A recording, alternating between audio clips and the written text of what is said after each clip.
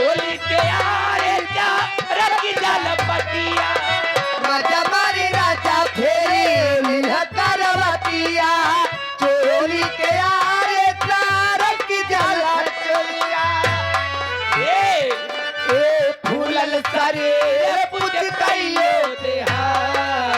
फूलल शरीरे पुछ कइयो देहा ओ चला चला धनिया चला चला धनिया अब की बेर दवाइयो देहा कमर दवाइयो देहा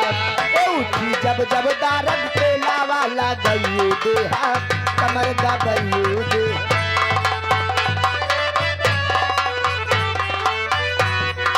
हेलो चल तू कैसे ताजा ताजा खाला रसदार बड़िए भला रसदार बड़िए ए महंगा जवानी के बाजार बड़िए अब के बाजार बड़िए चला ठेला पाया के लवे हम जी के हो चला ठेला पाया के ले हम जी के हो बोला का भाव बा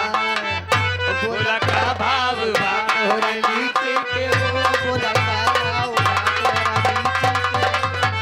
हेलो अरे कैसी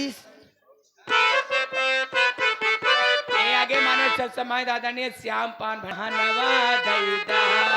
रानी हो खजनवा दे राजा जी खजनवा दैदा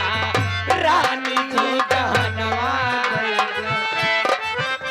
गहनवा दैदा ए सगरोई दिल के हमरे हीरा रतनवा दई जा गहनवा दैदा